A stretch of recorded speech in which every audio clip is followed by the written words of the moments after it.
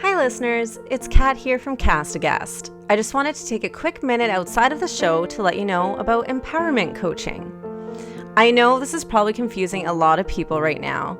Outside of telling you about true crime, I work as a life coach, helping others achieve their goals, break down barriers, eliminate limiting beliefs, or anything else a person may need guidance to achieve their most authentic life. The world has been upside down since 2020, and I know a lot of us may be lost, confused, or unsure as to what we want and how to get there. If you think speaking with a life coach may help you, please feel free to contact me at alteregowellness@outlook.com or at alteregowell on Instagram. Okay, now back to our show.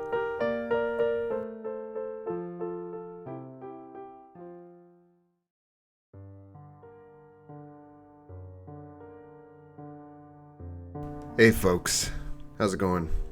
Yeah, I know it's hot, it's summer. So today we are continuing our Unsolved Mysteries series. We're still trying to find a good name for this series. Our Mysteries Unsolved. You ever notice how documentaries do that? They just reverse the adjective. Mysteries Unsolved. Space Unexplored. Shit Unpooped. Anyways, shit unpooped. Okay, well, we got two stories here for you today, and here's what we got for you. We have Alberta, which is in Canada, by the way. Green pickup truck. A green pickup truck. Payphones. Hitchhiking. And a high-speed chase. If you're thinking, holy shit, the budget for the next Fast and Furious movie was severely slashed, you're wrong, because those movies will only ever get better. They only ever will get better and bigger and better. Can you imagine a Fast and Furious movie in Alberta?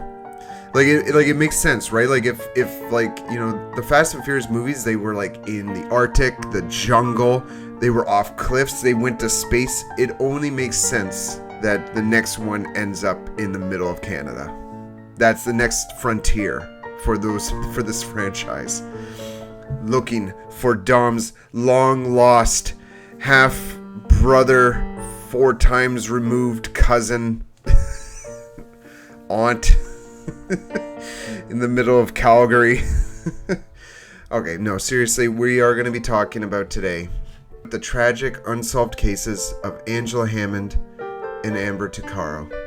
These ones actually pissed me right off. So grab something cold and with a high ABV. Good luck to you and good luck to us. I'm John, and I am Kat, who is not here again because it's way too hot in our office. And this is Aghast.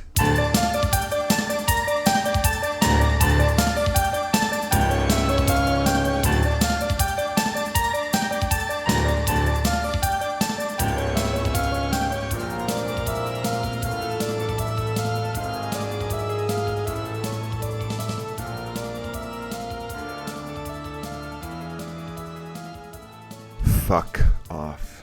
It's hot in this room. You wuss. You little wuss. Right. Let's fucking get through this. It's too fucking hot for this shit.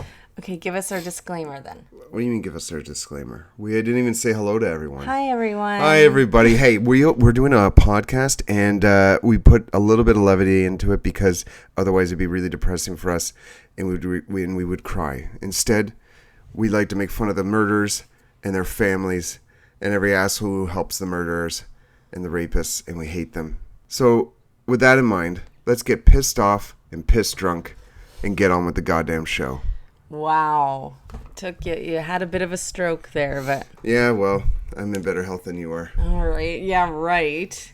All right, we have episode 2 of our series of Unsolved. I don't think 2 episodes constitutes a series. We can no longer say, though, that our series just remain 1 episode. We've now broken that mold. I don't think 2 episodes constitutes a series.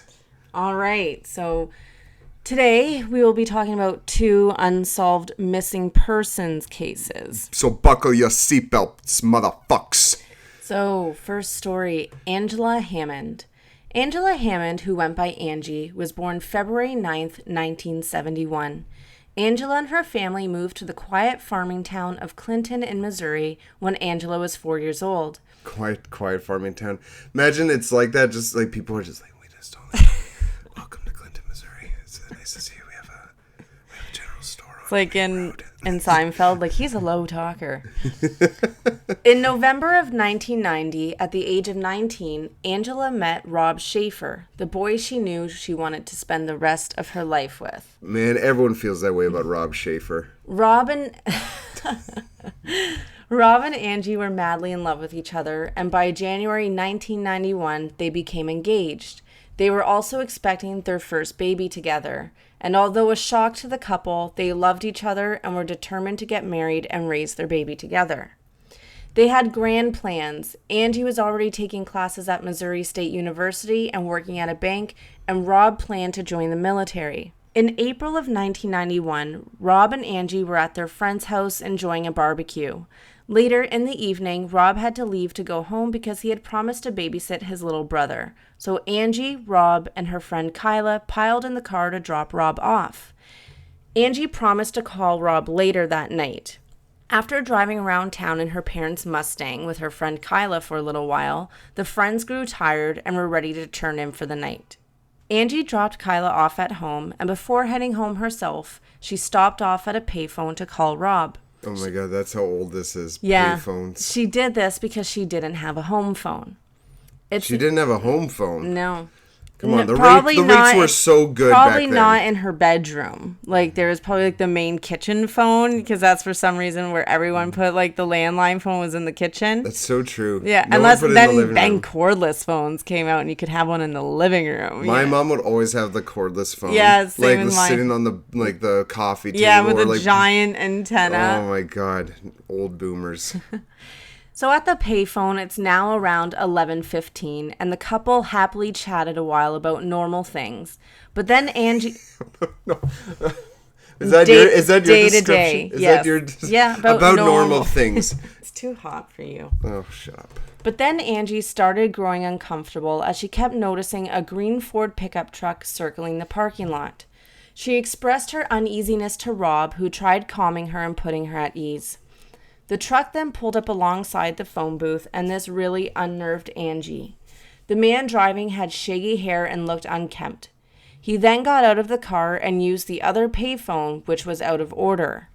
He walked back to his truck and took out a flashlight and appeared to be looking for something in his truck. Angie asked the man if he needed the phone, and he replied that he would try the other one in a minute. Rob and Angie continued on with their conversation. However, just a moment later, Rob heard Angie scream. He heard the man say that he didn't need to use the phone anyways. Rob immediately bolted out of his house, into his car, and headed straight for the payphone, hoping to stop whatever may be happening. As he was getting closer to the location of the payphone, a green Ford pickup sped past him, and Rob could hear Angie screaming his name, yelling out to him. Holy fucking shit, this is intense. Rob threw his car into reverse, spinning around to get to the truck. However, in doing this, he unknowingly damaged the transmission Oh, fuck that. of his car by throwing it into reverse so quickly. He was able to follow the truck for 2 miles before the transmission failed and his car broke down. Rob ran on foot to the police station and described everything that had happened. The very next day, the entire town of Clinton was shook to its core. Its small, quiet town was now not immune to the dangers that you would see in big cities. Sadly, the truck was never seen again. Oh, for fuck's sakes. An extensive search for Angie took place. Police ruled out hundreds of trucks, and they also investigated Rob, but ruled him out after he passed a polygraph. Within a week of her abduction, her case was connected to 2 others that had taken place within 100 miles. Witnesses did come forward from Angie's case and the 2 other murder cases about a suspicious man circling areas in a green truck. Angela's description to Rob and the other witnesses described the suspect to be a dirty Caucasian man with glasses, a beard, and a mustache. Jesus, sounds like a modern day hipster. Yeah. Angie stated that he was wearing overalls. He drove an older 60s to early 70s two-toned green Ford pickup with a mural of a fish jumping out of the water on the back window. How is this hard to find? I know. No trace of Angela Hammond has ever been found. Oh, fuck. If anyone has information on the disappearance of Angela Hammond, please call 911 or 1-800-THE-LOST, 1-800-843-5678, or you can contact the Clinton Police Department in Missouri at 1-660-885-5561.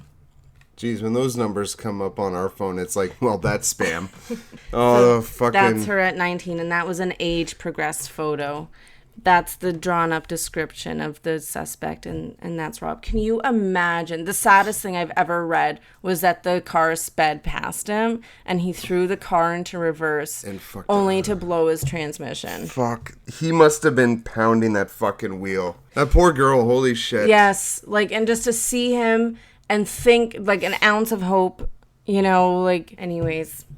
Our second case is Amber Tuccaro. Amber Alyssa Tuccaro was born January 3rd, 1990 in Alberta, Canada. By the age of 20 years old, she was a very loving mother to her 14-month-old son, Jacob. Amber had her struggles.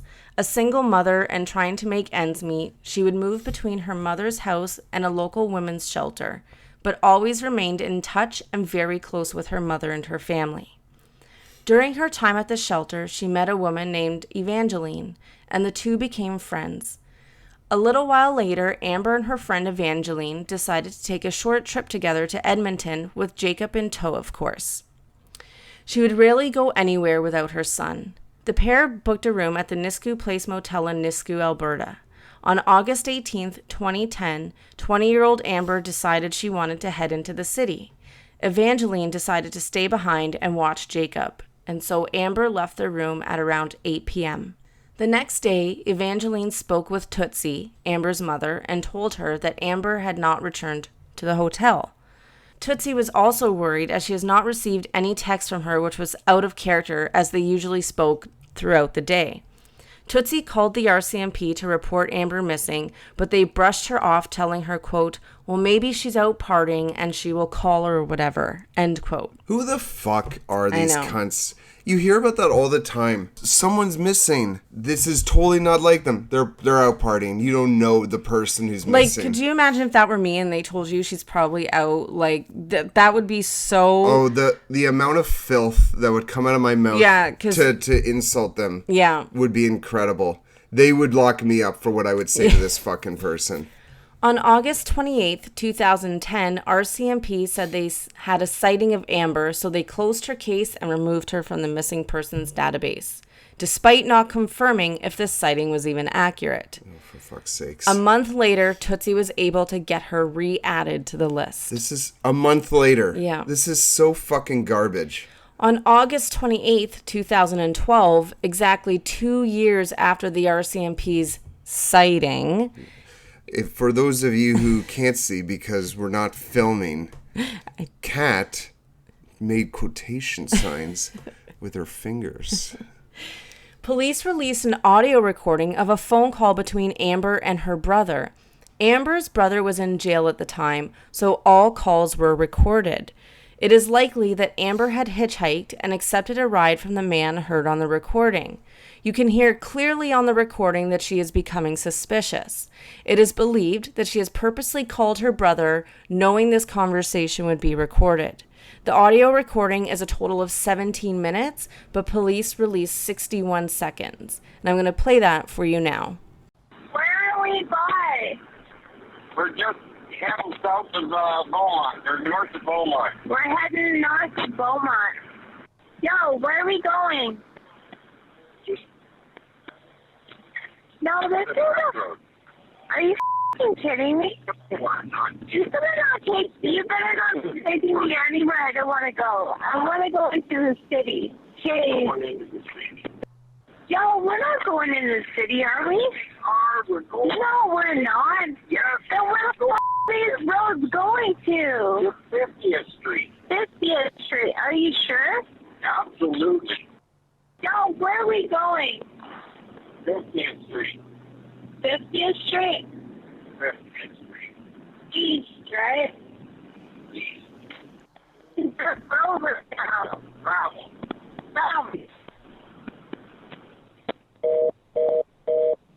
I have not seen a single YouTube ad that makes me want to purchase a product. fucking goddamn like Subaru or some shit or the next like Ford F-150. Like, I have a dick. Thank you. I just want to watch my hermit craft. Of a 17-minute conversation, that is what they released. That's the 61 seconds. Yeah.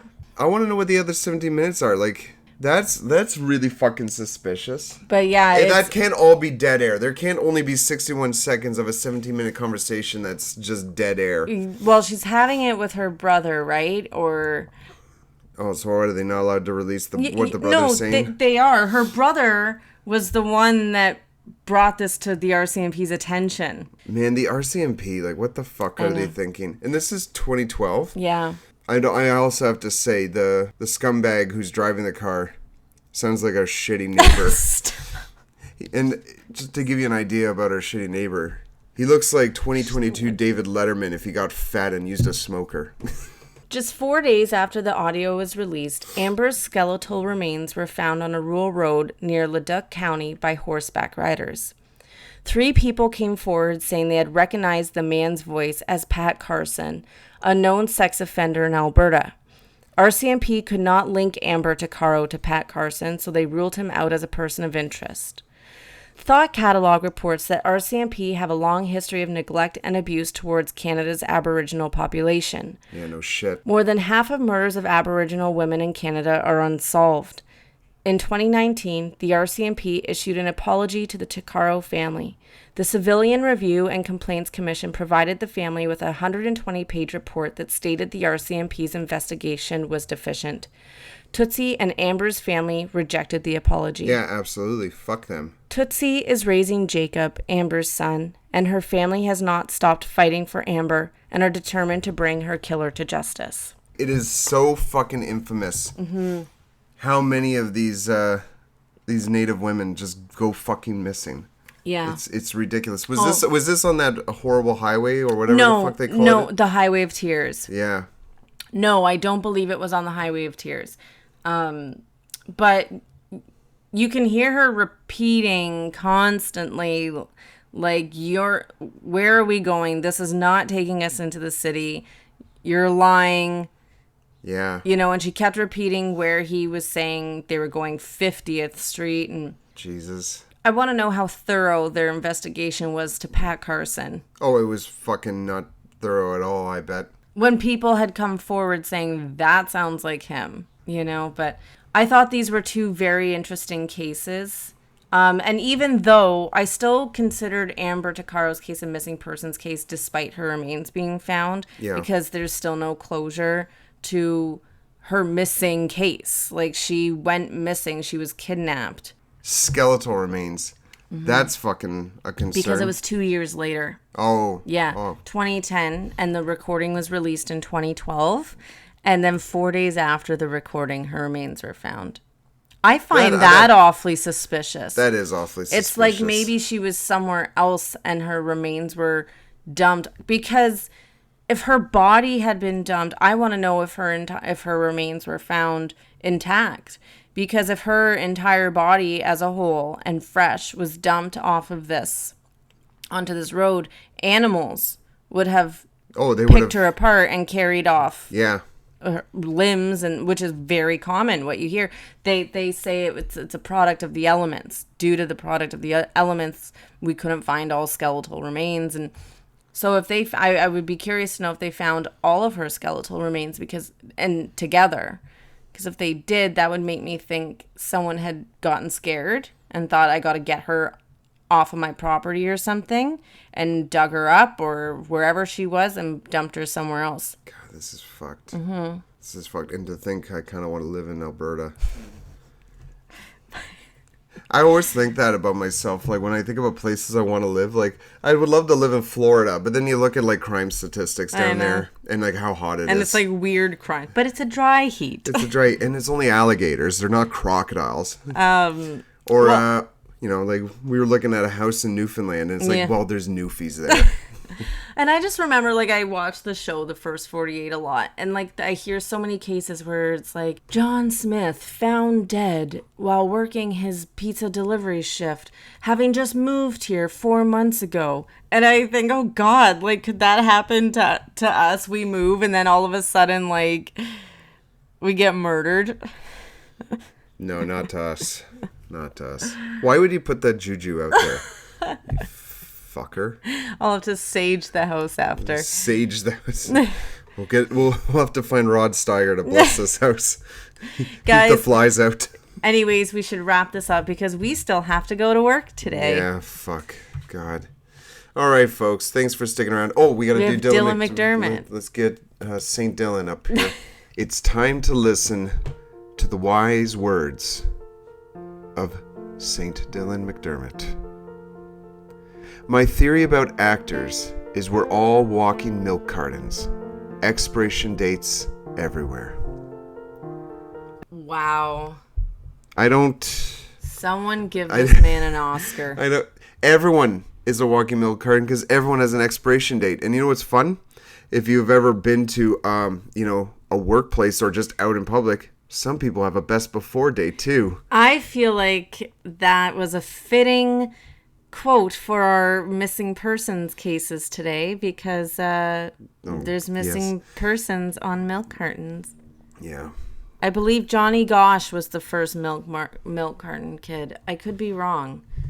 Let me Google that real quick first. There's a bitch at your work who's well past her best before date. Yes. I'm sorry I was wrong. The first milk carton kid was Eden Pats? Eden Pats.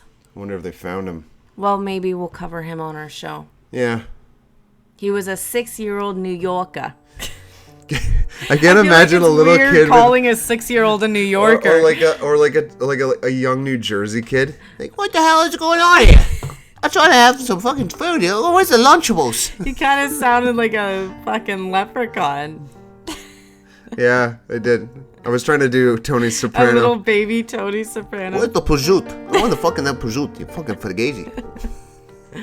All right. I wish we I remember when I taught like swimming lessons, and I had a class where like one kid had a French accent, one kid only spoke German, and one kid had a British accent, and they were all like 4 years old. Oh my gosh. And it was the weirdest fucking class.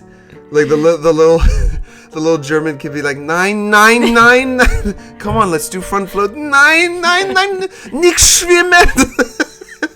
And like I would speak a little bit of German, and the mother would be like, "Oh, she loves you. You speak the secret language." and then the little British child, he was so stupid. Like, sir.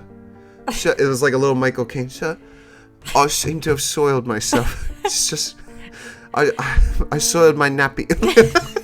It's like trying to do back float, and I see this brown cloud coming out of this little British child. I'm like, oh, this looks like Big Bean breakfast. It's like the Charlie bit my finger kid. Remember him on Charlie? Yeah. Charlie bit like, my finger. It was exactly like it was the weirdest fucking class. I'm like, I'm it's fucking like teaching in the United Nations. Yeah, I have the entire EU economy in my class at the moment. That's funny. I'm looking at your screensaver, and it's that old picture of The Rock with his fanny pack, and it's... I wonder how much pussy he got out of that. Oh my gosh. That face, that fanny like pack, a lot. I want to know what he was holding in the fanny pack. Just a shit ton of condoms. What is in the fanny pack? Because it doesn't look flat. Like he's holding it, and it's still puffed out. A bunch of... That was early in his career, right? So it's like a bunch of 5s. Yeah. And condoms. Maybe one diaphragm. All right, I have to eat breakfast. Okay. All right, thanks a lot, folks. Thanks for sticking around, and have a lovely, lovely week. Goodbye. Ta-ta. You can check us out on YouTube at Catam Concoction. That's CATAM CONCOCTION. And on Instagram at cast_Aghast. Remember, there's a silent H.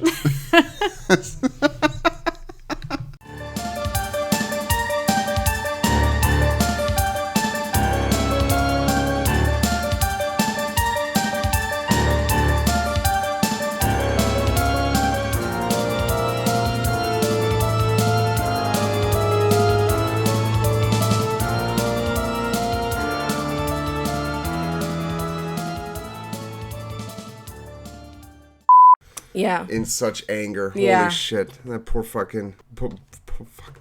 That sucks. I know. And Oh, Sorry. sweetie. Reading. Toots, It's tough. where did it? Yeah, I don't think you said it. No, I did. Yeah, sorry. Oh. I did say it. I just don't listen to you.